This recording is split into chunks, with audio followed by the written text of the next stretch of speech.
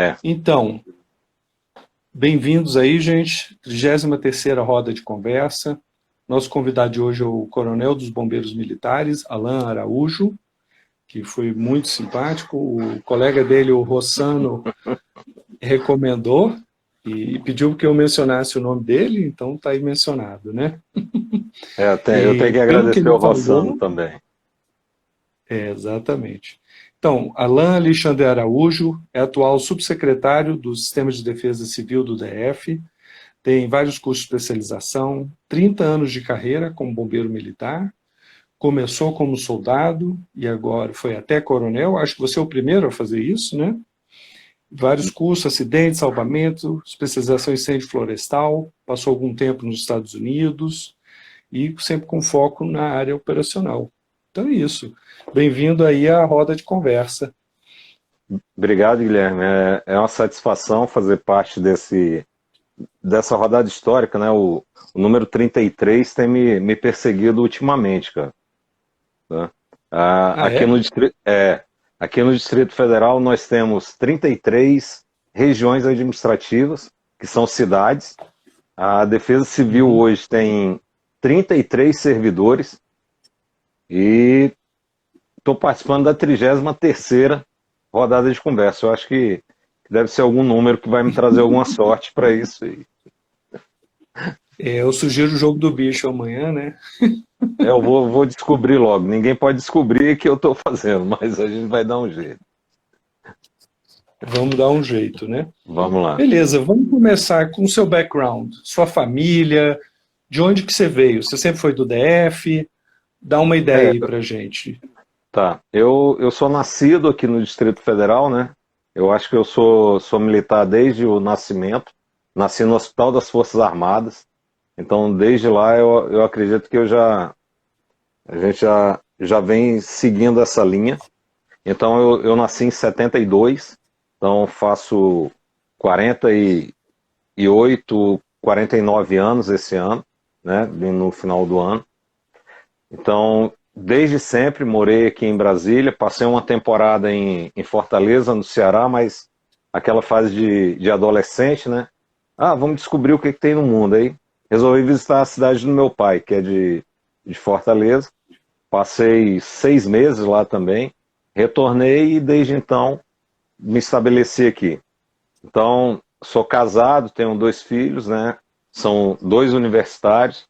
Eu falo que são meu suporte e meu aporte. Porque desde quando eu entrei no Corpo de Bombeiros, com 18 anos, né?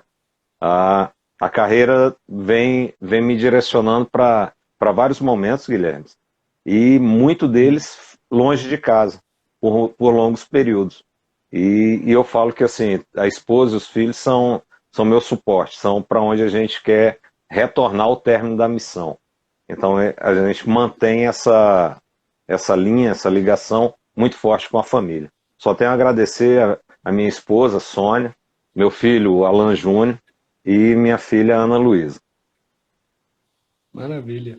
O seu pai era o quê?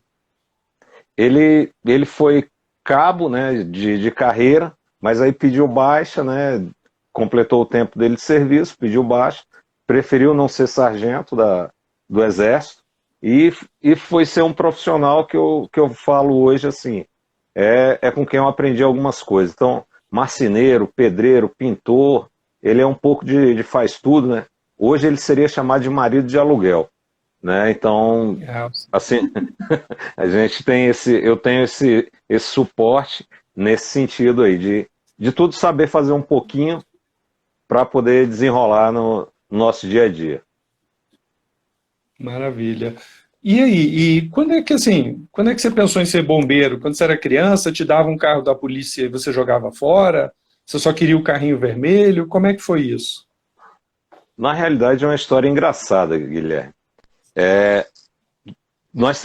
Eu tenho alguns amigos, nós da mesma faixa etária, nós resolvemos um dia que abriu o concurso da Polícia Militar do Distrito Federal, onde eu tenho vários amigos do coração realmente, nós resolvemos fazer o concurso juntos. Então, 5 ou 6 fizemos o concurso da Polícia Militar.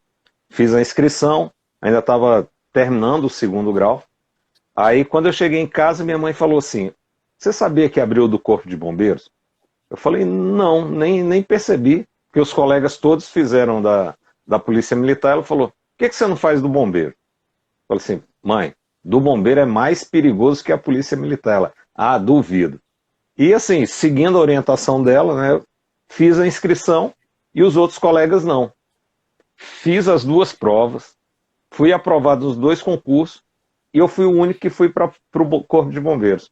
Mas depois que eu fui, vários outros colegas que eram mais novos, né, num outro momento, também vieram. Então hoje eu falo assim que o Corpo de Bombeiros é a minha segunda família, porque eu tenho tantos amigos quanto eu tinha antes na escola. Então é uma outra escola, uma outra família, uma outra casa, o Corpo de Bombeiros para mim. Ah, mas e aí, qual é o mais perigoso, policial ou bombeiro, afinal de contas? Eu vou te falar assim que os dois têm os seus perigos e são distintos, né? Se nós adotarmos os cuidados, tudo, a gente acaba ficando parecido, empatado um com o outro. Mas assim, eu não posso nunca perder para os meus amigos da Polícia Militar, né? O nosso é mais perigoso um pouco, sim, sempre. E sua mãe gostou da sua decisão, então?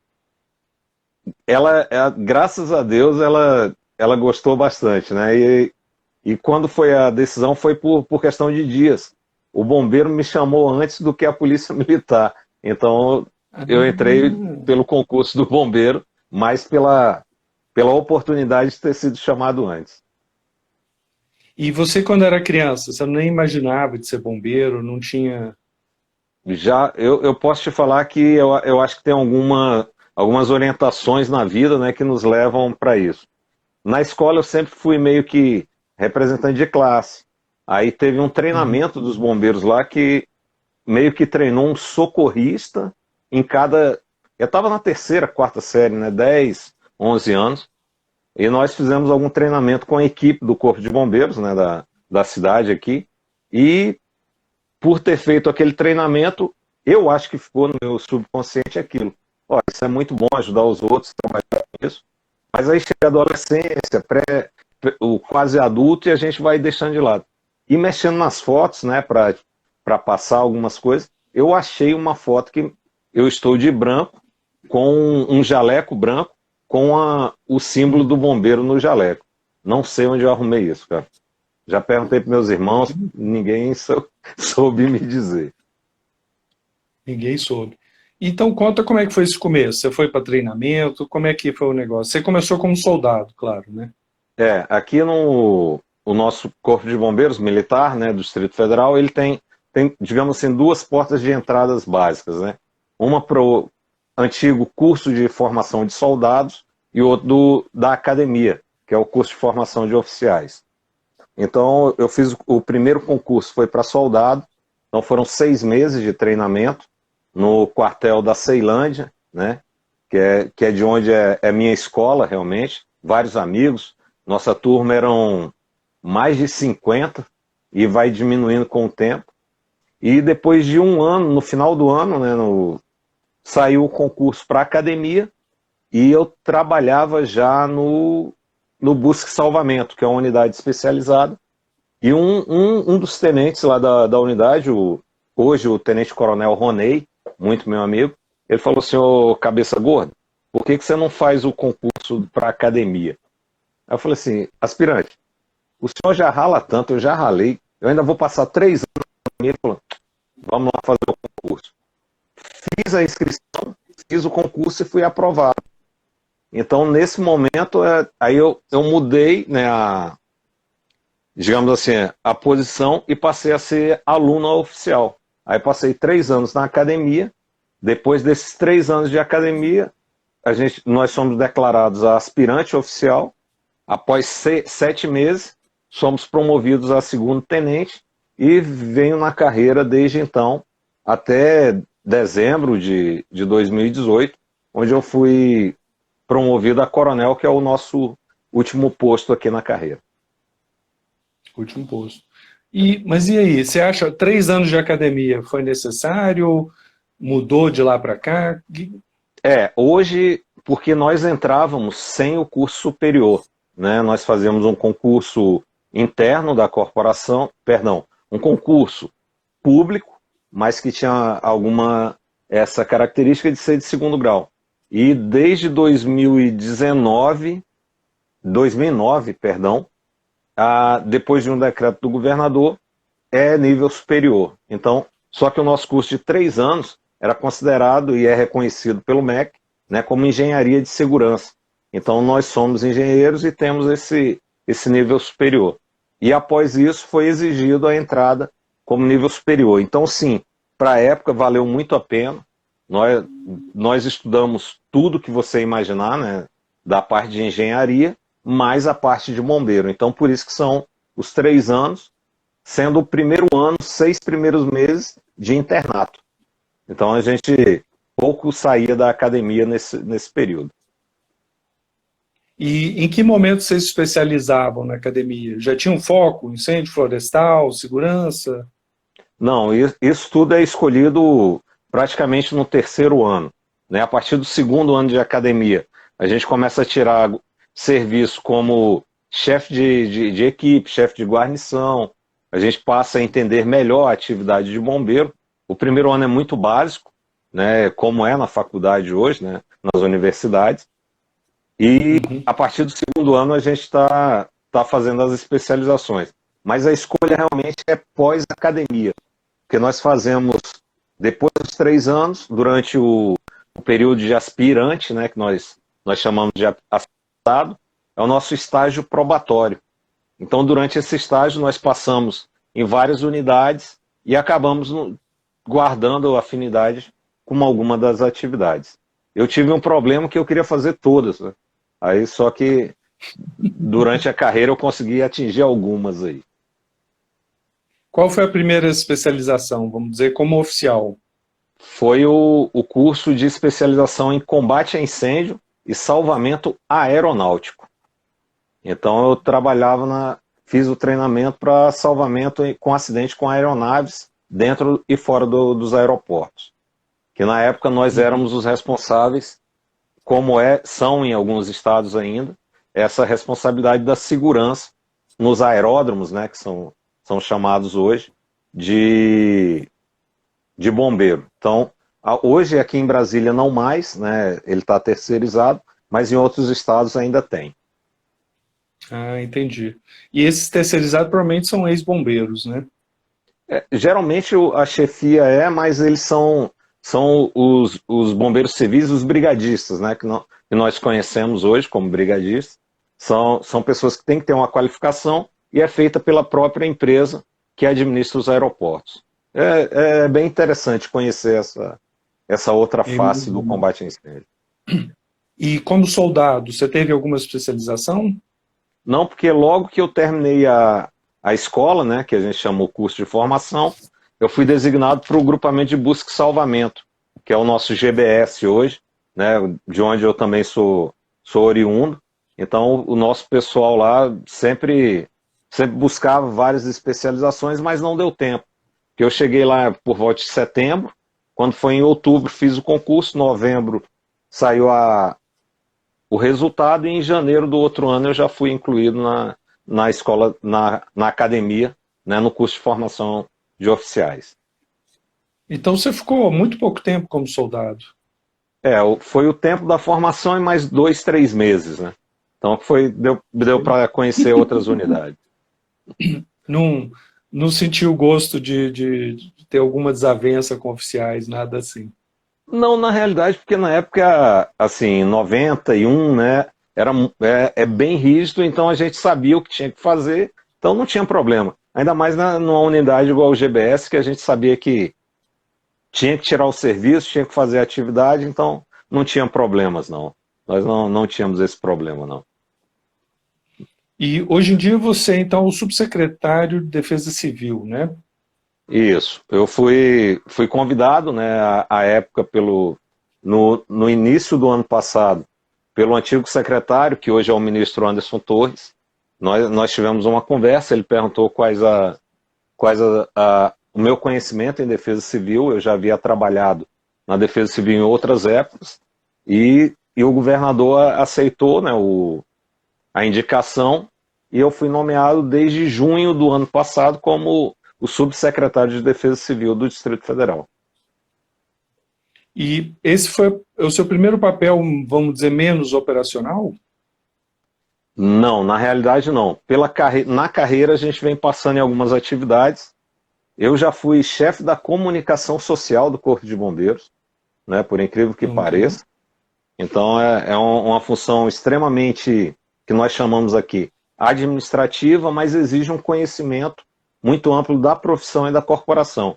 Então eu acredito que à época o comandante, quando ele me chamou, ele falou assim, ó, respira, calma um pouco, senta aí na comunicação e aprenda a repassar esse conhecimento para a imprensa. Eu fiquei um pouco apreensivo à época, nunca tinha feito nada dessa atividade, passei 2 anos e meio à frente da nossa honrada comunicação social, né? E depois fui desenvolver novamente minhas atividades operacionais, que realmente é a essência do que eu sinto como bombeiro militar. Então o que é mais perigoso, lidar com a mídia ou com incêndio? Lidar com a mídia é muito mais atenção do que lidar com o incêndio. Porque o incêndio a gente sabe como se comporta. Se a gente fizer a coisa certa, a gente consegue apagar ele rápido. A imprensa é muito imprevisível, muito imprevisível. Mas necessária, né? Mas bem necessária no nosso caso. E não precisa apagar sempre, né? Vamos lá. Mas é de salvamento, incêndio, qual a área que você começou logo em seguida? Só salvamento, né? Na realidade, como o primeiro curso ele envolvia as duas áreas, tanto o salvamento de vítimas em aeronaves, em acidentes de aeronaves, como o combate a incêndio. Então, nós temos uma premissa que primeiro a gente faz o salvamento da vida, né, preserva as vidas, para depois fazer a preservação do patrimônio. E isso é quase simultâneo, porque as equipes fazem isso de uma forma bem treinada, bem adequada. Eu consigo adentrar num ambiente que está pegando fogo, fazer a retirada da vítima e o combate simultâneo. Então eu acredito que eu sou meio a meio nesse sentido aí. O combate a incêndio e o salvamento são a nossa essência mesmo. Você chegou a fazer alguma aeronave? Você teve algum caso de aeronave que teve que fazer apagar incêndio, salvamento? Sim, principalmente a gente chama de pane, né, de trem de pouso, no período que a gente estava no curso, uma aeronave de médio porte, ela fez um pouso, né, superaqueceu realmente, e nós tivemos que retirar os passageiros e fazer um combate a incêndio no trem de pouso. Mas aí não passou disso, assim, graças a Deus, eu fiquei menos de 1 ano na unidade, e a partir daí a gente foi desenvolver outras atividades. E em que momento você falou assim, cara, eu estou no lugar certo, eu nasci para ser bombeiro? Teve um momento chave assim? Teve. No primeiro dia no pátio do quartel central. Então, no dia 13 de maio de 91, eu descobri que era isso mesmo que eu queria fazer para o resto da minha vida, se fosse possível. Né, que e aí vibração... você esqueceu a PM? Aí eu esqueci, aí assim... Mas a gente tem muitos amigos, então a gente convive muito. Nós guardamos muita similaridade. As leis são as mesmas, parecidas. O regime é o mesmo. Então, assim, os amigos são eternos, né? Então a gente não tem como desconectar dessa nossa outra força, que assim, de extrema importância são as polícias militares. Vamos lá. O pessoal já está perguntando, mas assim, qual foi o momento de mais emoção que você teve, assim, um momento, vamos dizer, como é que a nossa colega Mel aqui falou, momento mais emocionante atuando como bombeiro? Tem um momento?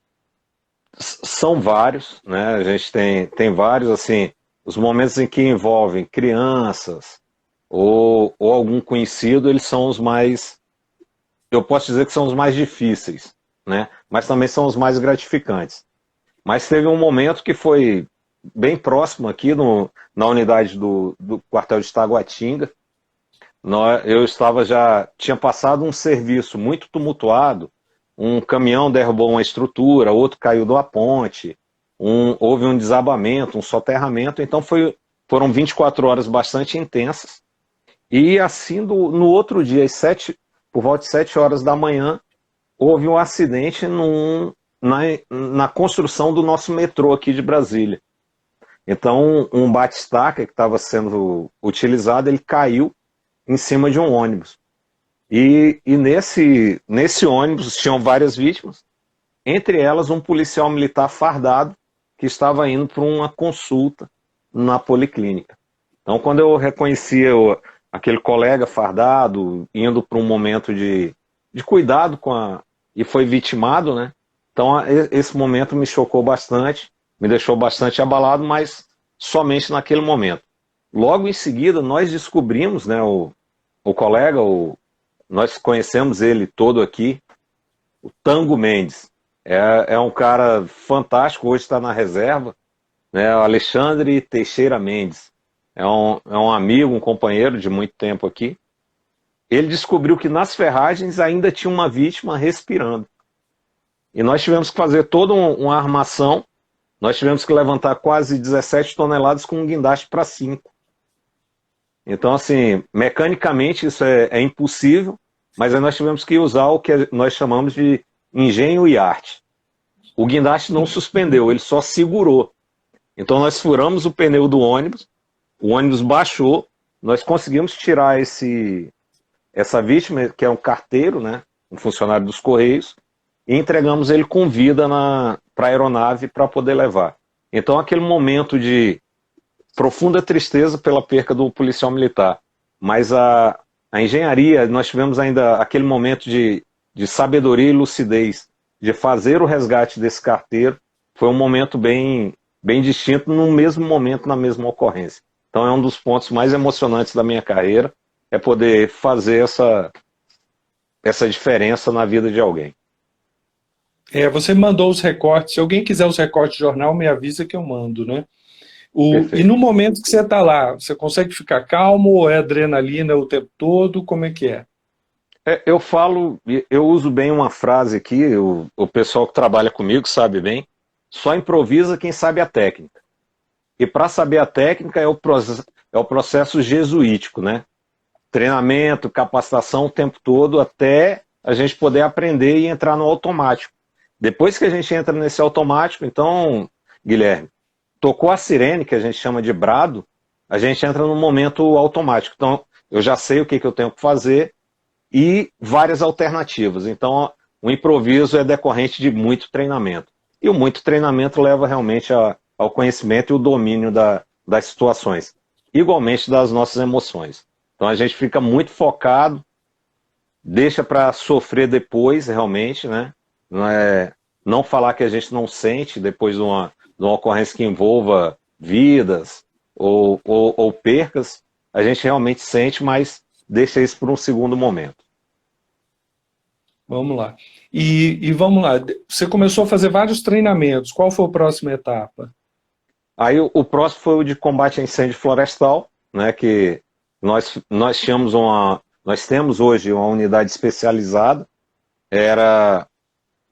de onde eu morava para essa unidade eram 62 quilômetros. O treinamento durou quase 4 meses na minha época, né? Porque nós tivemos várias atividades. Foi na época de um grande incêndio em Roraima, então todo o curso foi deslocado para lá. E era um curso de 45 dias que virou 4 meses. Então nós ficamos muito distantes, né, o tempo todo, viajamos para várias regiões no Brasil nesse período, Mato Grosso, Bahia, nós ficamos nesse período, Goiás, nós demos apoio, e depois disso eu trabalhei por quase 3 anos na unidade.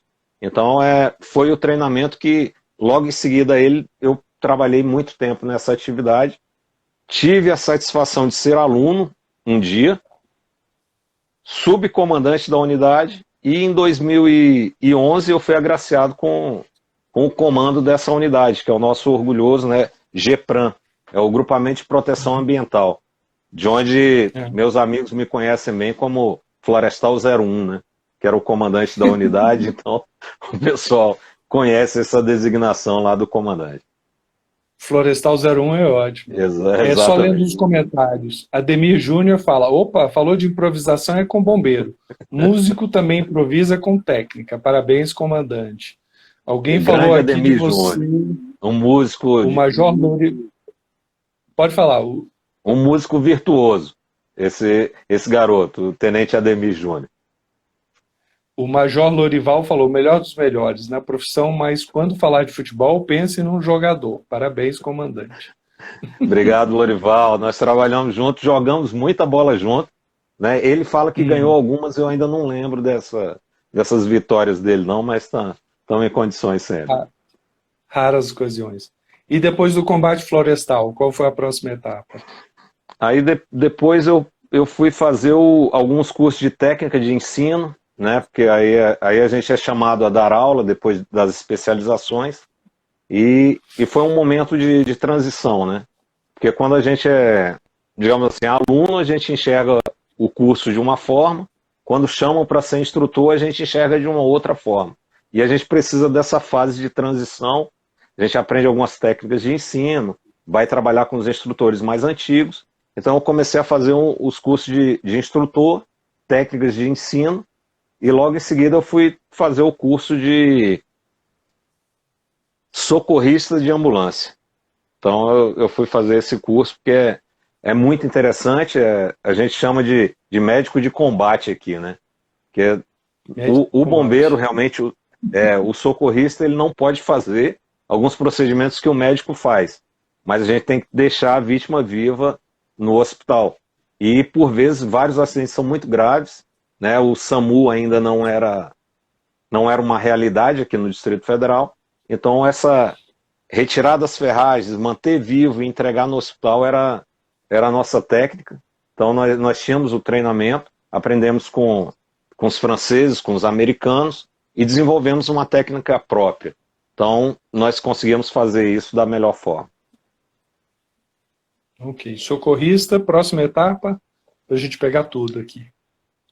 Aí eu fui fazer as especializações, né, de carreira, né, que nós temos outros cursos de carreira, e como capitão nós tivemos a oportunidade de viajar aos Estados Unidos no curso, como capitão, e conhecemos lá a parte de sistema de comando em incidentes, que aqui no Brasil é conhecido como SCI, né? Então, ele é oriundo do Serviço Florestal, então eu já conhecia mais ou menos, e aí fui me especializar nessa área de gestão de desastres. Então, aí a gente começa a ver que participar, treinar e fazer o teatro de operações, que nós chamamos, ser desenvolvido, é que tem algumas ciências e leva tempo. Não adianta eu ter 2, 3 anos, eu não consigo gerenciar todo esse cenário.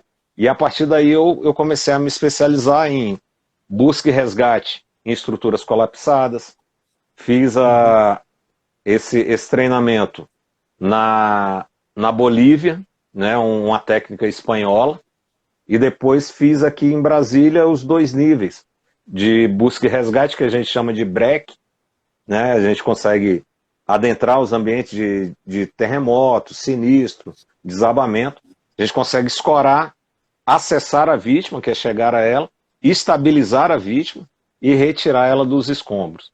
Então aí eu consegui fazer os 2 níveis, o básico e o intermediário. Agora a gente está tentando desenvolver a parte avançada dessas atividades. Os colegas de São Paulo, Minas Gerais estão bem adiantados nisso. Minas desenvolveu várias coisas. O Goiás está com uma técnica interessante. Então a gente está tentando reformular os nossos cursos aqui para retomar essas atividades aí. Precisa de muito equipamento pesado para tirar escombros? Como é que funciona? Na parte básica, não. Mas a parte que a gente vai entrar agora, né, especialização de uso de maquinário pesado, tecnologia de busca, de escuta, porque assim, pode parecer que não, mas nos escombros, se tiver alguém vivo, a gente consegue ouvir a pessoa. Lógico que tem toda uma técnica, uma preparação do terreno para isso, a gente consegue sim ouvir onde essa vítima está. Ah, legal. E depois disso?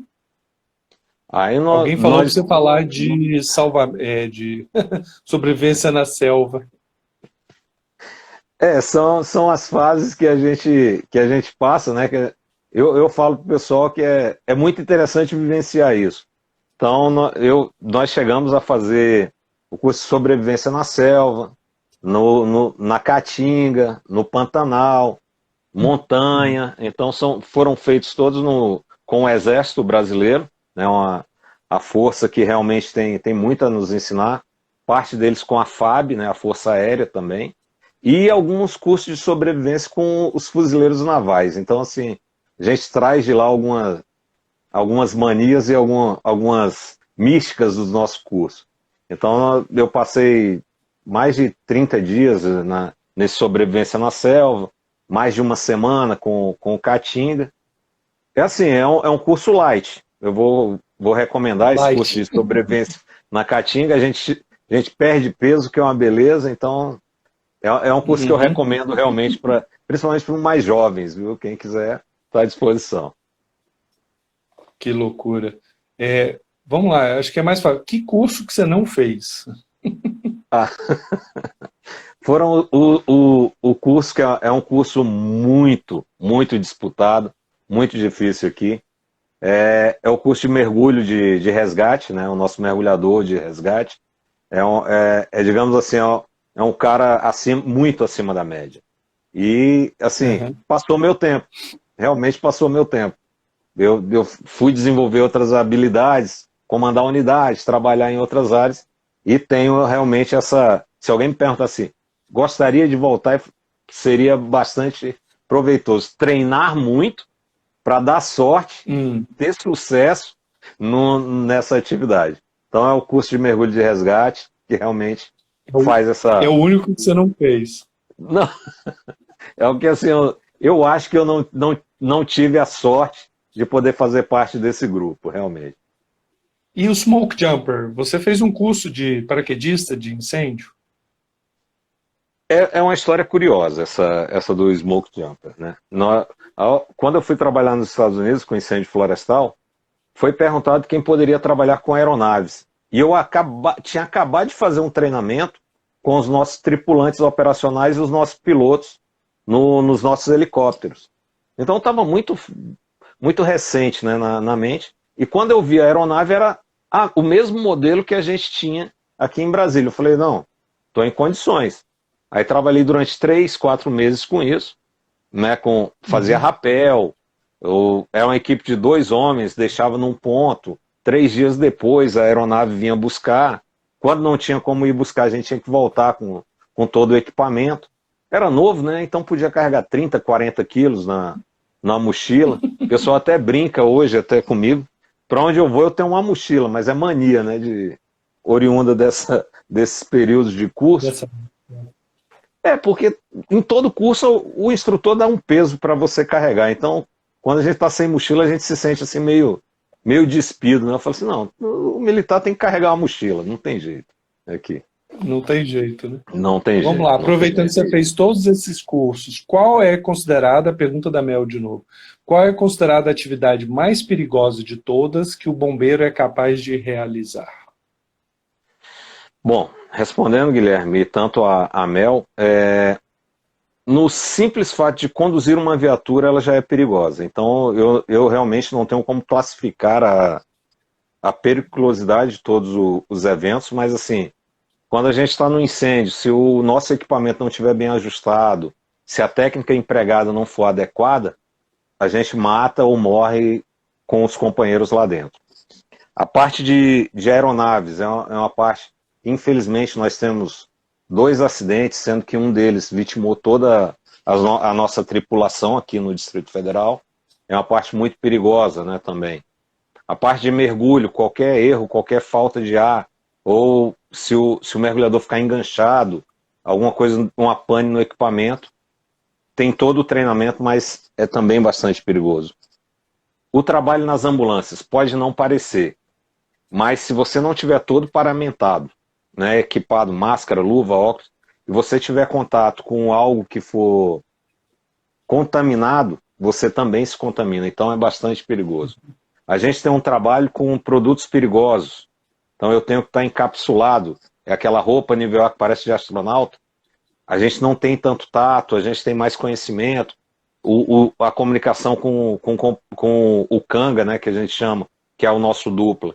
É sempre por gestos, tem que dar bem treinado. Qualquer falha, um rasgo na roupa também é perigoso. Então a atividade de salvar vidas é bastante perigosa, né? A proteção do meio ambiente. Incêndio florestal nos Estados Unidos, todo ano morrem vários bombeiros. Então nós aprendemos que a nossa profissão é muito perigosa, por isso que o treinamento, sempre em dupla, alguém acompanhando, é que torna isso menos perigoso. Mas todas as nossas atividades envolvem um risco à vida, sim.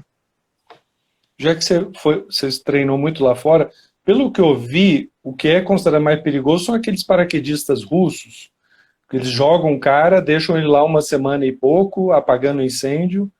Eles têm que até ir armado por causa de urso, lobo. Esse talvez seria vamos dizer, o mais exagerado dos perigos? No nosso caso, assim, a nossa região de trabalho, né, de combate a incêndios florestais, ela não oferece isso, mas tem outros riscos. Nós temos vários animais peçonhentos, nós temos muito desníveis, então uma queda de 4, 5 metros, todo equipado no escuro, a gente pode perder um companheiro por causa disso, um incêndio que vira, né, a gente pode ter esse problema de cercar a equipe. Tem até um filme que fala sobre isso, né? Homens de Coragem, é uma história real de uma equipe que trabalha com incêndios florestais. Esses paraquedistas russos, eles são os precursores, eles chegam primeiro no local para preparar para outros combatentes chegarem. Então, sim, eles saltam, tem que saltar armados, 3, 4 dias, muito urso, muito outros animais. É um serviço bastante perigoso também. E você, pessoalmente, qual foi a situação de maior perigo que você teve para a sua vida? Foram os acidentes, né? Acidente de viatura em que a gente se envolve, né? Um capotamento indo para um incêndio. Então a viatura tombou, a gente não sabe o que pode acontecer. Mas eu tive um incidente em que o ar faltou no equipamento e eu estava no fundo de uma caixa d'água revestida de piche. Então, eu poderia, né, ter apagado naquele momento, ter ficado lá. Se não tivesse amarrado com o canga, né, ele não teria percebido que eu estava fazendo o sinal de corda e eu poderia ter vindo a óbito nesse local. Então, esse é o trabalho de ambiente confinado que a gente fala. É bastante perigoso, misturado com produtos perigosos, salvamento em altura. A gente tinha que saber fazer nós. Então esse momento foi um dos momentos que realmente me trouxe mais risco e apreensão. É parecida essa pergunta veio do André. Uma situação inusitada, que na hora você achou que ia morrer, ou que estava em muito perigo, mas que hoje em dia você ri. Tem alguma situação assim? Tem, num combate a incêndio florestal. Né, a nossa equipe, eu estava de comandante da unidade, e do nada, assim, eu vou lá com a equipe verificar esse incêndio. Então eu distribuí o pessoal no terreno e voltando, a estrada estava tomada pelo incêndio. Estávamos em 3 na viatura, não tínhamos como dar ré, porque tinha fogo, completamente cercado, e um olhou para o outro e falou assim, vamos virar nome de turma ou nome de quartel. Aí três bombeiros, uma caminhonete cercado pelo fogo. Aí o meu canga de trás, o meu canga de trás, ele olhou assim, chefe, vamos colocar a balaclava e vamos atravessar isso aqui, que é aquela touca, né, o equipamento. E a gente estava equipado. Aí paramos e falou assim, o muito que pode acontecer é queimar a viatura e a gente sair correndo. Juro, Guilherme. Atravessamos, quando chegamos do outro lado, a 100 metros assim, estava o rio, o córrego, né? Só que ficou muito quente, a gente teve que entrar para se molhar, aí depois os 3 molhados olhando para trás, falou assim, cara, se a gente tivesse atravessado correndo isso aqui, eu acho que não teria dado tanto prejuízo. Porque a viatura deu uma chamuscada, aí tem que justificar isso, mas foi esse momento assim no incêndio florestal que a gente ficou meio apreensivo, mas logo em seguida realmente, e é o que eu falo, assim, a gente foi treinado para isso, mas no momento dá aquele, e agora? Aí o colega falou, não, vamos equipar e atravessar. Foi interessante isso. Obrigado pela Fico pergunta. feliz que não tem. Fico feliz que não tem uma plaquinha lá nos bombeiros, Coronel Alain, etc., né? E nem Seria nome o de nome do turma. quartel, né? Seria o nome do quartel ou o número de uma turma. Geralmente acontece realmente isso. Espero que seja, depois de se aposentar, viver bastante tempo, etc. Se Deus assim permitir a todos nós. Vamos lá, Rádio Bombeiros escreveu: parabéns, comandante Alain. Enquanto comandante do Centro de Comunicações, contribuiu para as relações públicas do Corpo de Bombeiros e a história da Rádio Bombeiros. Teve muita contribuição sua. Obrigado aos nossos amigos. Sônia DF21, muito orgulho e admiração pelo esposo, pai e profissional que você é. Obrigado, meu amor. Te amo. Imaginei que fosse. Vamos ver o que mais tem de comentários aqui. Parabéns, tarará, é isso aí. Vamos lá. Agora, assim, se o seu filho entrasse para os bombeiros, não sei, que área você pediria para ele não participar? Você tem alguma coisa assim que hoje em dia você olha e fala, pô, eu preferia não ter arriscado? Basicamente essa área do combate a incêndio florestal é muito arriscado. As pessoas não têm noção, tá, Guilherme? Assim, quem vê de fora, a equipe está combatendo o incêndio florestal ali, está só jogando água ou batendo. Nós somos equipados para poder atravessar as chamas ou durar enquanto elas passarem por nós. Mas tudo pode acontecer. Eu posso cair num buraco, quebrar uma perna, eu não carrego garrafa de oxigênio, nenhum tipo de equipamento. Se a gente for cercado pelo fogo, a queimadura, né, ela pode gerar, se for a partir de 30% do corpo, realmente é quase que fatal. O tratamento é muito dolorido. Então essa atividade de proteção ao meio ambiente, ela é muito perigosa. Então eu até recomendaria ele para falar assim, ó, vai ser mergulhador, vai ser piloto, paraquedista, mas esse negócio de incêndio florestal, tenha cuidado realmente. Mas é uma atividade apaixonante. Depois do curso, ninguém mais quer largar essa área. Então esse é o risco que a gente corre, se apaixonar por essa atividade tão perigosa. Eu lembro nos incêndios, geralmente é na Califórnia, né? E que grupos de bombeiros foram completamente rodeados, conseguiram fazer uma picada, abrir, e aí tem fotos deles assim completamente rodeados. O vento mudou, eles se viram numa situação extremamente complicada, né? E assim, eu falo que as forças da natureza nós não temos controle nenhum sobre elas. Nós temos que aprender a fazer uma leitura do ambiente. Então, o combate a incêndio florestal, por isso eu volto a citar, ele é muito perigoso. Então, aqui no Distrito Federal nós estamos entrando nesse período de seca, né? A região centro-oeste nisso. Então, se puder deixar um recado, Guilherme, e assim sempre um lembrete não faça fogo nesse período. Ou para queima de lixo, queima de material, resto de poda.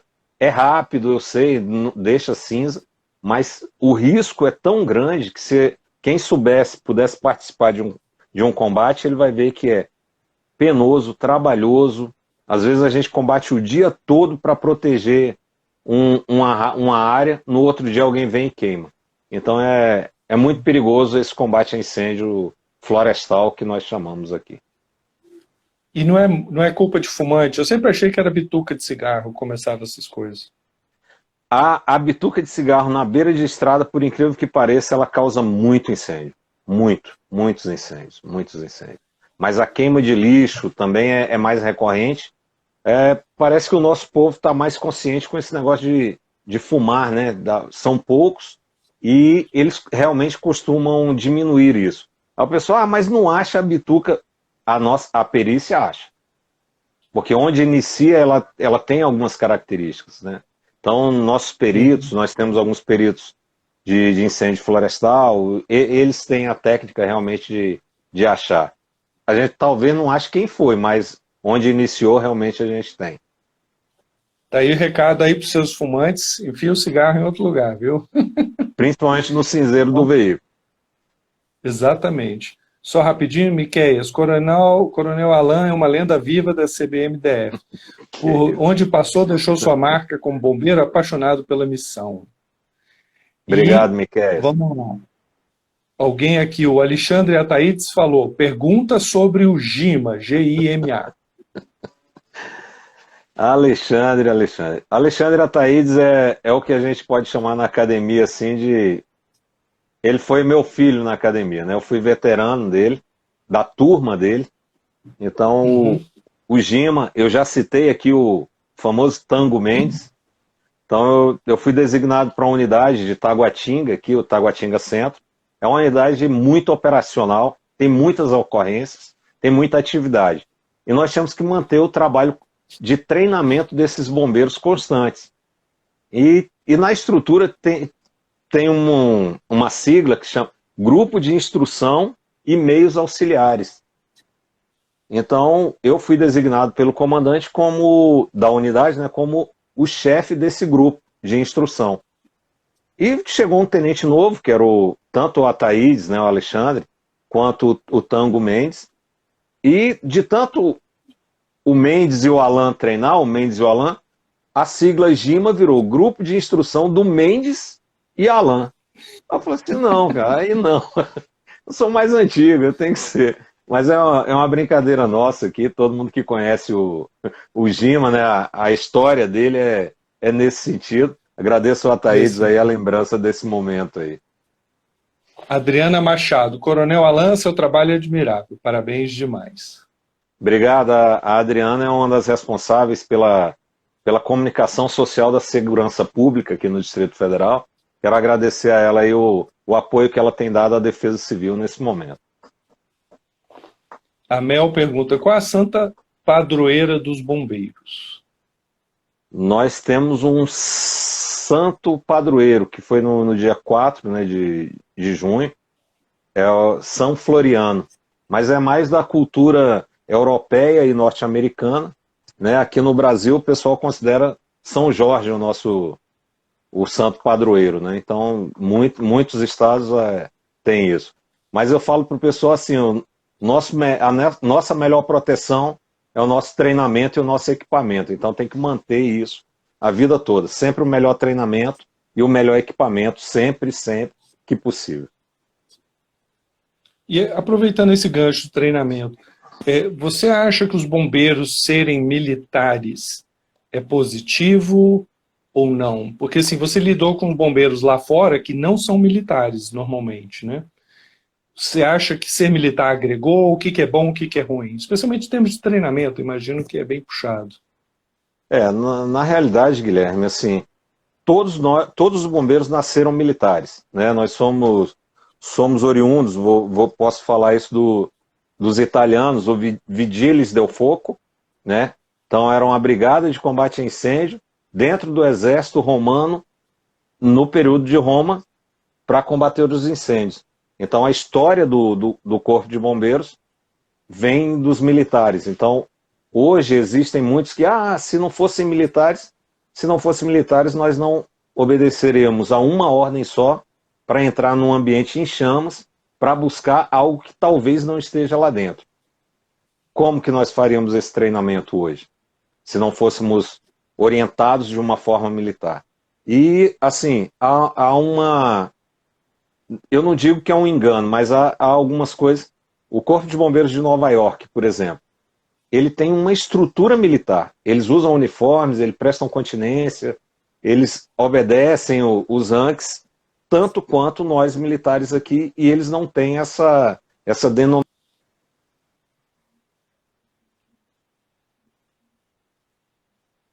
Opa. Do salvamento, ela se adequou bastante a essa estrutura militar. Então, unidades, comandante, comandante de guarnição, componentes, é muito interessante a gente ter. E sim, eu acredito que facilita bastante. Então, vamos dizer, os bombeiros, mesmo quando não são oficialmente militares, tendem lá fora a ter uma estrutura quase militar, então. Tem uma hierarquia, tem concurso para subir nos rankings, né, que eles chamam lá, nas graduações. Um exemplo, Nova York, realmente, o probe lá, que é assim que sai da academia, ele passa um ano sem ter função definida. Ele passa um ano em cada guarnição, em cada carro, né, que eles chamam lá. Aí, naquele mais se adaptar, o chefe daquela equipe fala assim, eu quero ele comigo. Tem que se abrir uma posição para ele poder ser nomeado bombeiro daquela unidade, e a partir daí ele leva de 5 a 10 anos para ser o motorista, o condutor do veículo, que é uma outra profissão bastante interessante, bastante valorizada, nossa, né? E para ele ser tenente depois de 15 anos de trabalho e mediante prova de conhecimento técnico, né? É uma coisa que é bem interessante lá fora. Para a gente aqui também ocorre em alguns estados dessa forma, e é justo, é justo. Eu acho que sim, é bastante salutar essa hierarquia dentro da atividade de bombeiro. Mas o cara só se torna oficial lá depois de algum tempo, como, vamos dizer, soldado, entre aspas. Eles têm o que eles chamam de carreira única, né? Alguns o perito, alguns especialistas lá, como nós aqui também, entram já com curso superior, os médicos. Eles se tornam oficiais assim que terminam o curso de medicina, são 10 anos de estudo, né? Então é considerado esse tempo, passa tudo. Obrigado. Quer dizer que a esposa está de olho. Certeza. É a retaguarda aí, né? Sim, vamos lá. Então, uma perguntinha aqui. Você está falando dos vários. Para mim, a minha impressão seria que esse trabalho de salvamento, lidando com vítimas de acidentes de carro, especialmente, para mim pareceria o mais pesado, ou seja, certamente o mais emocionalmente desgastante. Estou errado ou não? Guilherme, assim, o que eu posso te falar é quando a gente percebe que o outro está em risco, a gente precisa tomar algumas atitudes para poder salvar, ele se torna bastante tenso. Vou te dar um exemplo. Numa colisão entre dois veículos, eu chego só, eu e mais um. Quem que a gente atende primeiro? Né? Esse tipo de decisão torna aquela ocorrência tensa. Mas depois que a gente está treinado, que a gente aprende a... Não é selecionar, a gente aprende a identificar quem mais precisa do socorro naquele momento imediato. Aí a gente fica mais tranquilo, porque a gente sabe que o treinamento levou a fazer a escolha adequada. O problema realmente é assim, quando a gente chega com todos os recursos e a gente não consegue salvar uma vida. Aí sim é emocionalmente muito desgastante. Porque a gente começa a se cobrar, mas eu treinei, eu tinha um equipamento. Por que aquela pessoa não foi salva? Né, mas geralmente realmente no local a gente não podia fazer nada. Dependia de uma intervenção de um médico ou de uma equipe especializada nesse sentido. Mas isso mexe muito realmente conosco. E como é que, falando da esposa, como é que é? Você volta para casa, você deixa tudo de lado, ela não te pergunta como é que foi seu dia? Eu posso falar que o início da carreira ela é mais complicada. Né? Nós somos novos, tudo aqui é uma situação mais chocante, mais nova. Aí a gente quer chegar em casa e quer compartilhar as experiências. Mas imagina você chegar em casa depois de um dia de trabalho e chegar para a esposa, Hoje eu tive que juntar os pedaços de uma vítima num acidente na BR. Não cabe. Num primeiro momento, a esposa, né, ela até ouve, mas fica assim. Aí você vai passando o tempo falando, pô, mas se eu e minha guarnição já vimos isso, eu acho que a gente não precisa compartilhar muito. A gente conta que houve um acidente, mas aí deixa os detalhes realmente para o estudo de caso ou para a discussão nas equipes com os nossos, digamos assim, os que podem conviver mais com essas atividades. Aí com o tempo vai passando, a gente vai adotando. Vocês têm apoio psicológico? Tem alguma estrutura para ajudar você, especialmente se alguém estiver num ponto de quebra ou pior? Eu já ouvi histórias de um paramédico que teve que atender alguém da família. Não é muito incomum isso, né? Principalmente nas cidades menores. Então, o Distrito Federal, não sei se você conhece, eles são 5.800 km². Então, muito menor que alguns municípios. Então, eu moro em Taguatinga, Águas Claras, e trabalho no plano piloto. Minha família se desloca esse percurso. Os amigos se deslocam nesse percurso. Então, geralmente, a gente encontra algumas situações dessas. E aqui no Distrito Federal, né, o Corpo de Bombeiros Militar aqui, nós temos um centro de assistência, onde nós temos psicólogos, psiquiatras, de várias especializações que dão esse suporte.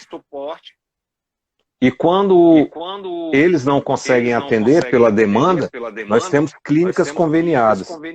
Então, o bombeiro militar ele pode fazer essa busca ao serviço e que ele é encaminhado, sim. E o sistema tem funcionado? Tem funcionado porque no passado era mais complicado. Porque os mais novos falam que nós éramos muito duros. Então nós participávamos de um evento traumático desse, a gente falava, é da carreira, do dia a dia. É do serviço. Exatamente. E nem reclamo. Então aí, hoje não, houve a capacitação, a conscientização que não é porque a gente procurou o serviço de assistência que nós somos malucos, fracos, sem condições de ter atividade. Não. Às vezes a gente precisa lá e só ouvir assim, ó. Isso é normal, vai passar, toca o serviço. Para muitos tem funcionado, para muitos. E falando em mudança, que ano que as mulheres foram integradas? Em 92 e 94. 92 na tropa, né, como soldados, e 94 como oficiais na academia. 92. Eles estão dizendo que tem eco. Só vê se o seu fone está direitinho, se não está. Tá conectado. Beleza. Depois o pessoal me diz se melhorou. Por favor. Ok. E aí, como é que foi a integração das mulheres? Como é que foi essa experiência? Na academia ela foi mais complicada por causa do internato. Era um ambiente exclusivamente masculino. O clube do Bolinha tem algumas práticas, né, bem masculinas, é igual o vestiário de futebol. Né? A gente tem algumas particularidades. E a minha turma é essa turma a última exclusivamente masculina. Então, quando nós fomos ao vários segundo ano, entrou a primeira turma feminina. Tivemos várias dificuldades. Mas pelo convívio, que o primeiro ano foi todo masculino. Aí depois, no ano seguinte, a gente teve que se adaptar a essa nova realidade. Passamos muito tempo na academia. Isso. E nos soldados? As mulheres soldados, tudo bem? É porque elas entraram com uma turma exclusivamente feminina. Né? Então, tiveram duas ou três turmas exclusivamente femininas. Então a adaptação a esse ambiente foi menos traumático. Mas para nós foram turmas mistas, né? Entendi. Não, mas até que a integração foi cedo, né? 92, né? É. E qual a proporção de mulheres para homens na força? Giram em torno de mais de 15%, né, no geral, mas hoje o último curso de formação de soldados, né, de praças, que a gente chama aqui, tem em torno de 25%, 27%. Tem crescido ao longo do tempo. E entre os oficiais? A proporção é basicamente a mesma. Né? As turmas são menores. Uhum. Maravilha. Vamos lá. E se você não fosse bombeiro, o que você acha que você seria? Talvez médico. Ou mecânico e marceneiro. Vamos lá. Eu dei uma pesquisada rápida, mas só para confirmar. Os bombeiros são a instituição sempre considerada como de maior confiança pelo público. Eu acho que essas nunca foram... Existe um índice de... Não, existe um índice de credibilidade, né, e confiabilidade, e nós temos a honra de fazer parte desse primeiro lugar quase desde sempre, aí, quando foi criado. Vocês devem perder para a PF de vez em quando, e olha lá, né? Na realidade, em algumas cidades, mas no geral, no índice geral, nós somos o primeiro colocado. Ah, legal. Por que você acha que isso acontece? Nós somos a mão que ajuda num momento de dificuldade. Então, quando você está precisando de um socorro, está sentindo dor, ou está num momento difícil, a gente sempre chega para tentar solucionar ou te tirar daquela situação. Beleza. Vamos lá. Gente, à vontade aí de fazer perguntas. Eu vou te perguntar, fala agora sobre sua experiência nos Estados Unidos. Como é que foi o esquema? Você ficou um bom tempo lá, né, inclusive? Eu agradeço muito a corporação, porque eu tive a oportunidade de viajar para trabalhar lá, através de um convênio da época do IBAMA com o Corpo de Bombeiros, Militar do Distrito Federal, e o Serviço Florestal Americano. Então nós fomos designados, fomos selecionados aqui 8 no Brasil para poder fazer parte dessa equipe. Não fomos os primeiros, nós temos alguns mais antigos, né, que foram. Quando nós chegamos lá, o que se esperava é que a gente trabalhasse de acordo com a atividade dele. E acabou acontecendo uma situação muito interessante, Guilherme, e quem está nos assistindo. Eles tinham muita curiosidade em saber como nós fazíamos os serviços. Então, houve essa troca de experiência. Durante os 6 meses que eu passei lá, meu filho tinha acabado de nascer. Quando eu saí daqui para os Estados Unidos, ele estava completando 10 meses.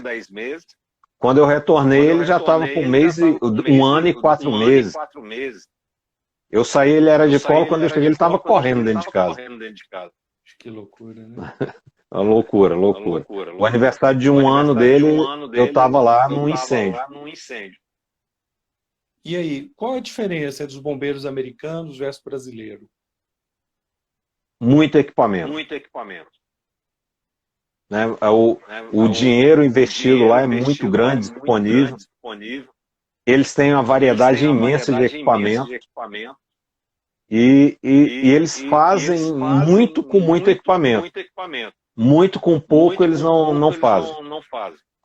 Então, eu vou citar um exemplo de um incêndio. Nós tínhamos 22 helicópteros à disposição. Aqui em Brasília, a 22. gente 22. E era uma base afastada e levava e trazia os helicópteros o tempo todo voando. Uma coisa que eu acho que eu não vou ver aqui no Brasil. Aqui bota todo mundo na caminhonete, leva e... Nós evoluímos, temos os caminhões agora de qualquer terreno. Então, a gente consegue levar mais de 22 bombeiros num caminhão para o incêndio. Mas e aí, o que vocês ensinaram para os americanos e o que vocês aprenderam deles? Improvisar. Melhor, vamos dizer. O que eles mais aprenderam e falavam com a gente assim, como é que vocês pensam nisso? Porque, eu vou te ser sincero, eles não têm enxadas. Não tem os abafadores, que são aqueles... Todo mundo fala que é um mata-mosca gigante, né? Isso.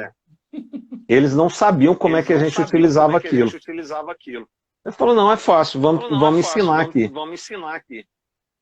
Aí quando eles viram que o trabalho em equipe com aqueles abafadores, com a bomba costal, eles falaram assim, pô, mas se vocês tiverem um caminhão com água, vocês fazem mais rápido.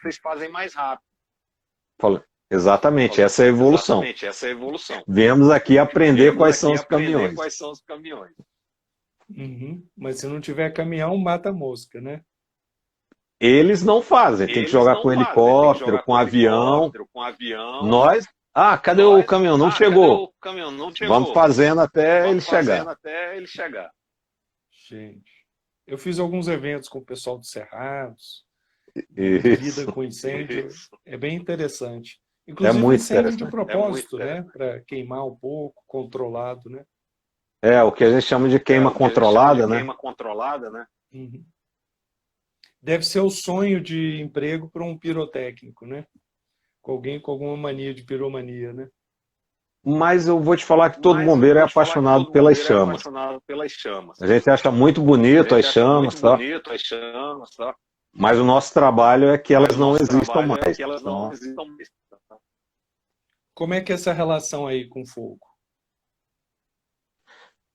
Fogo, raio, água, altura, são coisas que a gente admira, mas tem cuidado. Sempre que possível a gente cuida para que isso não se torne muito grande. Porque o fogo ele é benéfico. Já o fogo fora de controle vira um incêndio. Então a gente procura sempre, cuida do fogo para que ele não vire um incêndio. Bombeiros são bons churrasqueiros? Assim, falsa modéstia eu não vou ter. Eu sou excelente churrasqueiro. Sou excelente. Mas seu colega não vai lá e apaga o fogo sem querer no automático? Nada não, assim. porque ele está sob controle. Está sob controle. Eu falo, tá comigo, o controle é meu. Pode ficar tranquilo. Lareira em casa, de jeito nenhum? Se eu tiver oportunidade, vou ter, sim. Mas se ela puder ser aquela virtual, é melhor ainda. Gente, o Mota Júnior, explica o legado japonês na doutrina de emprego operacional. Bom, obrigado, Mota, companheiro de trabalho aí, longo período, meu veterano na academia. Nós tivemos a oportunidade aqui no Distrito Federal de ter um convênio e um convívio com os japoneses. Então, eles vieram com uma proposta de desenvolvimento de técnica, mas também entregaram muito material. Então, as nossas torres de treinamento, então a Torre Tóquio e a Torre Yokohama, são as primeiras no Brasil, e elas guardam as características da cidade. Que é uma visão do japonês, ele treina naquilo que existe. Então, a torre auxiliar, que é a Yokohama, ela tem o Kobogol. Sabe aqueles quadradinhos da lateral de um prédio? Sim, os Kobogol. Servem para ventilação. Elas servem para a gente para escalar e acessar o topo do prédio. É uma escada. Que loucura. Então o japonês ele tem muito disso de reproduzir o que tem na cidade, nos centros de treinamento, e desenvolver técnicas para aquilo. Então nós fomos ensinados a fazer uma pesquisa na cidade, o que encontrar lá, reproduzir no treinamento, aproximar o treinamento o mais real possível. E esse é um legado do japonês. Que interessante, né? Que outros países? Você chegou aí a outro país, além dos Estados Unidos, ou não? Sim, eu tenho visitas à França, à Inglaterra, à Ucrânia, né? Então são bem distintos e a gente consegue identificar o bom e o melhor em cada um, trazer, fazer a proposta, e depois disso é feito um treinamento, desenvolve-se uma técnica e a gente depois traz alguém do país para avaliar o que nós fizemos. O que você achou dos ucranianos? Porque é um país relativamente pobre também, né? Na realidade, o ucraniano guarda muita semelhança conosco. Os equipamentos não são tão desenvolvidos, mas eles improvisam bastante. É um povo acolhedor. Eles têm uma propensão a aprender e ensinar muito fácil. Ele é um brasileiro ali naquela região deles, né? Tem poucos recursos, mas o que eles têm aproveitam bem. Maravilha. E teve algum desses países que você visitou, você ficou impressionado positivamente ou negativamente? Não, todos eles, porque assim, a Inglaterra ela tem um desenvolvimento tecnológico muito grande, o respeito aos bombeiros lá é muito grande, né? Um bombeiro aposentado lá, ele consegue uma outra ocupação muito fácil. Nos Estados Unidos é o respeito à atividade de bombeiro. Cidades param para ver o desfile, visitam os quartéis, levam almoço para o pessoal. É coisa que aqui no Brasil muito raro. Incrível. Porque assim, eu sei que militares em geral, mundo afora, se entendem, hein? Apesar de serem diferentes países, há um jeito de pensar, um espírito de corpo, vamos dizer. Com os bombeiros você sentiu o mesmo, apesar de civil versus militar? Não, né? Eu não falo nenhuma palavra em ucraniano. Ao descer no aeroporto, quando eu me identifiquei como bombeiro, logo arrumaram alguém que falava português. E, por incrível que pareça, era um bombeiro do Rio de Janeiro, né? Que tinha pedido baixa e trabalhava no aeroporto em Kiev. Onde eu ia imaginar isso? Incrível. E numa visita a Chernobyl, né, porque eu também sou um dos responsáveis pelos produtos perigosos aqui no Distrito Federal, nós encontramos uma delegação de brasileiros. Onde que eu ia imaginar? Visitando Chernobyl, a usina do acidente, e encontrar uma delegação de brasileiros que tinham ido para assistir a final da UEFA. Aproveitaram bem a viagem, né? Aproveitando. Então você foi para Pribyanki, né? É assim que chama? Pripyat. E aí, como é que foi visitar ali Chernobyl? É um dos ambientes mais pesados que eu vi na vida. A sensação de desastre, de mortes ali é muito grande. Abandono. Você visita uma casa em que tudo está no local. É como se a pessoa tivesse saído só com a roupa do corpo. A escola, o ginásio, o supermercado, o parque de diversões, né, que é bem característico, torna um ambiente muito pesado. A gente sai de lá pensando assim, Quem causou isso foi Quem o causou homem. isso foi o homem. Incrível. Você recomendaria a visita mesmo assim? Para conhecimento, Para sim. conhecimento, sim. E falando em outro desastre feito pelo homem, você estava em Nova York, no 11 de setembro, né? Eu estava Eu em estava Idaho em Idaho e nós e íamos nós íamos visitar a íamos Estátua da visitar a Estátua Liberdade, da Liberdade. num período de Num folga período que de nós folga que teríamos. nós teríamos. Então, a gente Então, estava no a que a gente gente chama estava de no que a day gente chama off, de né? day off, né? Preparando para poder Preparando para viajar. poder viajar. E logo de E manhã a logo de manhã televisão a mostra televisão aquela mostra cena do aquela cena avião do avião colidindo com a Torre colidindo com Gêmea. a Torre Gêmea. Como estava sem Como som, estava sem som, nós achávamos que nós era um achávamos que filme. era um filme. Aí depois Aí, o telefone depois o da base telefone da começou a base tocar começou a tocar com a com a recomendação de que as recomendação de aeronaves que as não aeronaves deveriam não decolar. deveriam decolar. Aí Aí foi que foi tomamos que pé da tomamos pé situação, da situação, né? Aqui no né? Aqui Brasil, no tanto minha Brasil, tanto esposa minha quanto minha esposa mãe quanto minha mãe tomaram conhecimento tomaram do conhecimento acidente, do acidente, ligaram para a base ligaram para para a base saber para o que saber estava o que acontecendo. estava Aí eu acontecendo. falei, não, Aí eu que falei, elas não, sabiam, né, que que elas a gente sabiam, estava né, nesse que a período. gente estava nesse período. Aí elas falaram, Aí eles vem falaram, embora. Eu falei, olha, vem embora. Eu falei, olha, eu não posso nem sair eu da não posso base, nem sair da base, nem ir embora. nem ir embora.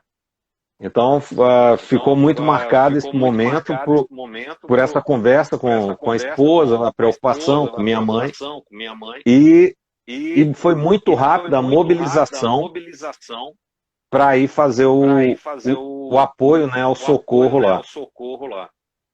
Nós chegamos a iniciar Nós o chegamos a deslocamento, iniciar o deslocamento, mas como tinha mas como muita tinha gente em Nova muita York, foi gente em pedido Nova para York, não foi ir mais pedido para ninguém para não ir lá. mais ninguém para lá.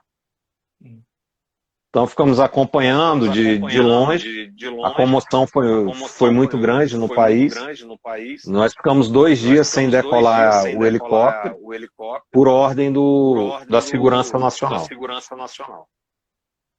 Que loucura.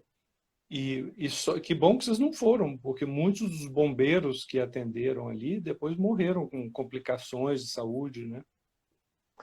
São os riscos da profissão, né, Guilherme? Todos nós bombeiros sabemos que podemos nos envolver em algum evento e isso trazer sequelas futuras. E o americano, ele tem esse sentimento de patriotismo, né? E foi muito comovente porque várias viaturas de bombeiros foram atingidas. Então, os amigos, os colegas foram desprovidos realmente desse sentimento de segurança para tentar encontrar alguns vivos e conseguiram realmente. E muitos bombeiros estavam subindo as torres quando caíram também. A maioria. Então eles tinham esse procedimento, né, de mesmo com esse incêndio, desligar, trazer os elevadores para o térreo. Hoje tem umas melhorias em relação a isso, porque a maioria deles realmente morreu subindo as torres. As torres. Vamos lá. O que você acha que são as características boas para uma pessoa ser um bombeiro? Eu acredito muito no sentimento de desapego.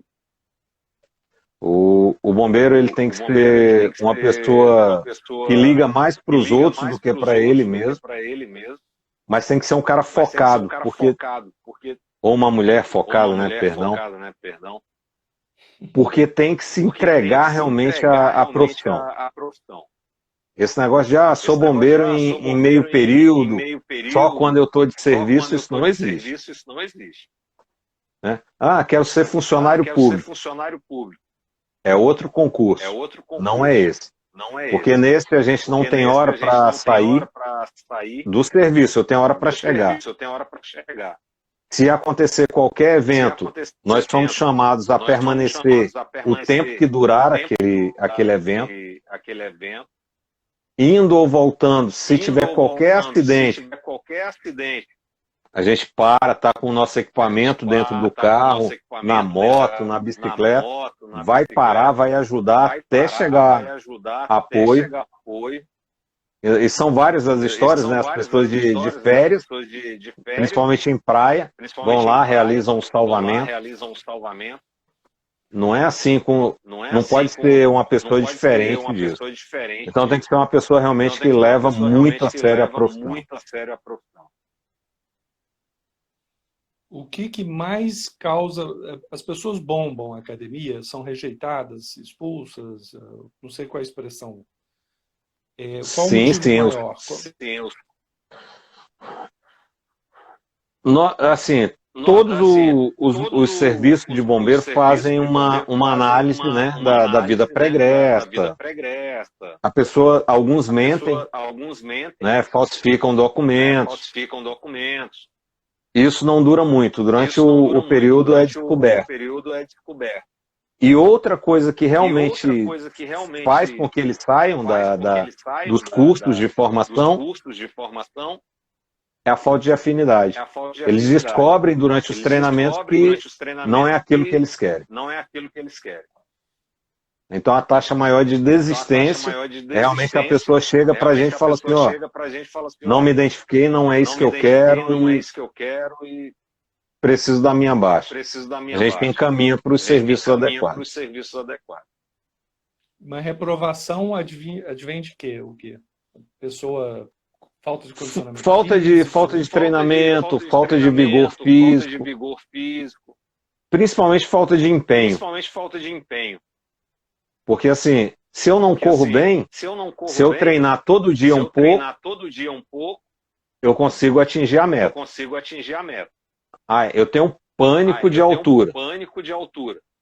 Se isso foi identificado, ele passa por um treinamento para poder se adaptar à altura. Então não é porque a pessoa tem receio de altura que ele não pode ser um bom motorista, um condutor, operador. Então não é isso que reprova, é realmente aquele sentimento dele, eu não consigo, eu não quero e sai. É uma pena. É uma pergunta até prática. Vocês faziam cursos de primeiros socorros antes da pandemia, correto? Certo. Exatamente. Mas eu digo para o público em geral. Hoje não se faz por causa que é um curso completamente prático. Então eu teria que ter uma aglomeração, questões de sala de aula, fazer repetições, ter contato com equipamentos. E pré-pandemia, vou te dar um exemplo, um manequim de treinamento de reanimação cardiopulmonar, né, de RCP, atendia 10 alunos. Hoje é inimaginável isso. Inimaginável. Né? Então, se eu levava uma hora para treinar 30, hoje vai levar uma manhã toda. Então, um curso que poderia ser de 10 dias, hoje ele leva quase 30 para ser realizado. É inviável para o público em geral. Quando pós-pandemia, eu tinha interesse. Eu acho que eu fiz um curso de primeiros socorros quando eu tinha 16. Até usei uma boneca dessas, né? Isso. Mas é aberto ao público? Como é que funcionam esses cursos normalmente? É aberto. Existe a unidade, né, o grupamento de atendimento pré-hospitalar. Ele faz esses treinamentos, abre essas turmas. Existe um treinamento para motociclistas, né, como proceder em caso de acidente, condução de moto. E nós abrimos também as visitações aos quartéis, às nossas unidades. E lá, durante as demonstrações, há cursos rápidos, né, digamos assim, como desengasgar uma pessoa, como parar um sangramento. Então, são abertos sim, estão disponibilizados. Pelo tudo que você falou e até a sua carreira, a impressão de que dá é que nunca se para de treinar e eventualmente tem que retreinar. Quer dizer, é uma vida constantemente aprendendo e reaprendendo. E uma característica muito interessante, Guilherme, quanto mais você ensina, mais você aprende. Com certeza. Que as experiências, né, do adulto não são as mesmas, a minha, a sua, mas no momento em que a gente se encontra, para aquele evento ali, a gente troca algumas experiências, eu aprendo contigo e eu posso estar te ensinando algo que você nunca viu. Pelo jeito você curtiu ser instrutor. Eu curto ser instrutor. Né? Então é uma das funções mais gratificantes. A gente perceber que uma pessoa chegou sem saber, treinou, passou por aquele treinamento, e aí a gente aprovar ele ao final do treinamento. A gente sabe que houve uma mudança de conduta, uma mudança na qualidade daquela pessoa. Maravilha. Vamos lá, vamos começar a dar um fechamento aqui. Uma pergunta que eu gosto de fazer para todos. O que foi a coisa que, de ser bombeiro, tantos anos, 30 anos bombeiro, né? Qual o insight que você daria para a gente? O que você acha que você mais aprendeu, o que realmente mudou muito em você, talvez recentemente, ao longo da carreira, assim? Nos dá um fechamento aí. São várias coisas que levam a essa mudança de comportamento, digamos assim. Eu aprendi a ser mais paciente. Nem tudo se resolve de uma hora para outra, do jeito que eu quero. Eu aprendi muito ao trabalho em equipe. Embora eu tenha uma posição de decisão, às vezes a minha decisão não corresponde à melhor situação, à melhor solução para aquele momento. Então a gente aprende a ouvir a equipe. Alguém já teve uma experiência de sucesso. Alguém teve uma experiência que não deu certo, a gente une esses saberes para dar a melhor solução. Isso faz com que nós nos tornemos melhores ouvintes, mais pacientes e mais assertivos na decisão. Então é uma coisa que me ensinou bastante esses 30 anos na atividade de bombeiro. Maravilha. Você faria tudo de novo, eu imagino. Eu estou querendo fazer o concurso para entrar de novo. Aí a família diz que não, está na hora de segurar um pouco. Vocês têm uma idade compulsória de aposentadoria, mesmo oficiais? Temos. Né? Eu acho que agora com várias mudanças aí, mas a gente, aos 65 anos, realmente, a gente não pode mais estar na ativa. Né? Então, ou no meu caso, daqui a 5 anos, eu não posso mais estar na ativa por causa da mais de 30 anos de serviço e 6 anos no último posto. Entendi. É o meu limitador hoje. E aí, alguma ideia do que você vai fazer posteriormente? Eu já pensei em comprar um Fusca ou um Opala, ou comprar uma marcenaria para fazer em algum lugar, porque eu tenho que ter uma habilidade manual e ficar pensando o tempo todo. Tem um amigo meu que recupera Fuscas e Kombis. Ele coleciona, ele gosta, né? Se quiser, eu te passo contato. Vou precisar. Maravilha. Mais alguma coisa você queira falar? Alguém, é a última chance de fazer uma pergunta aí. São aqueles ensinamentos que a vida nos traz, né? Exatamente. Faça o concurso. Faça o concurso. Gente, quem está acompanhando, meu nome é José Guilherme, isso aqui é a Roda de Conversa, a gente traz pessoas de profissões e vida interessante e para as pessoas, isso fica gravado aqui no perfil, no IGTV, você pode ver depois com calma, eu até depois boto no YouTube, te mando o link, né? Ótimo. Eu queria agradecer aí o Coronel Alain, muito obrigado. Eu acho que todos nós, como criança, a gente sempre admirou bombeiros, gostou. Claro que a gente deve ter uma visão muito romantizada da coisa, né? Mas é bem interessante, aprendi muito. uma vida de treinamentos constantes, aprendizado constante, e pelos múltiplos elogios que eu vi aí, você obviamente criou uma boa impressão, você obviamente é um bom líder, um bom chefe, um bom profissional. Então eu fico muito lisonjeado aí, que você tenha nos agraciado aí um tempo, um pouco de conhecimento. Muito obrigado aí.